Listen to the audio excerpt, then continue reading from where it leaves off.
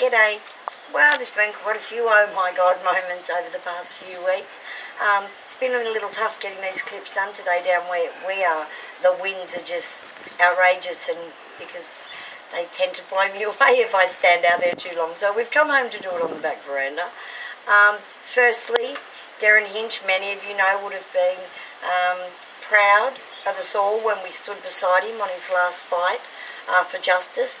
Not that I'd call what they gave him justice, but nonetheless, we stood strongly beside him.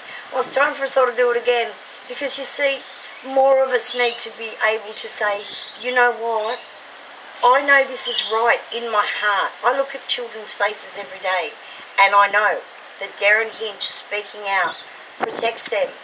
It might not necessarily protect him. He very well knows that it could end him back up in prison. If that happens, that will be the biggest miscarriage of justice. When a man stops caring enough to stop speaking about abuses against children, what kind of man is he? When we as women stop speaking out about children being abused, what kind of women are we? It comes down to this. The law in this country, which is wrong and sadly in need of law reform, it's archaic, it's wrong, and yet they will not listen. They would rather send good men and good women to prison for standing up for the rights of children to live free of abuse. And I'm sorry, but I ask myself again, what kind of men and women run our country when they don't make this a priority number one?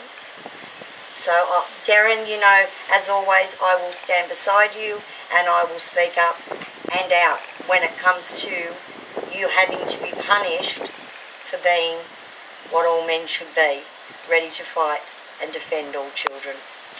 Also this week, we've got to remember, the Daniel Morecambe Foundation has brought out an application for your phones to keep our kids safe.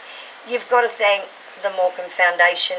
They are a man and a woman, two people who, under the most tragic of circumstances, have put their energy, their time and their life into protecting all kids, yours, mine, the country's, the world's kids.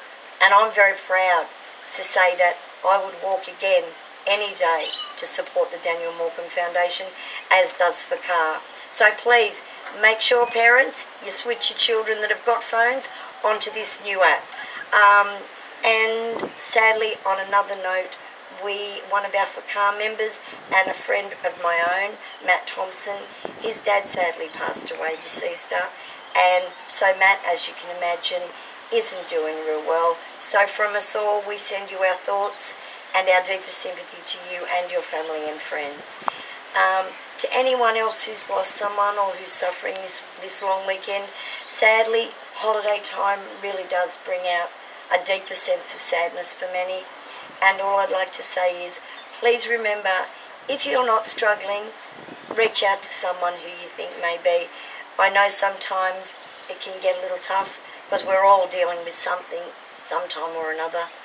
But if you put yourself aside for a little and reach out to someone that is really doing it tough, heck, it'll make you feel a whole lot better. Your head might still ache, but trust me, doing something for someone else has been one of the greatest privileges of my life. So please be good to yourselves and each other. And before I go this time, I've got to thank my amazing family.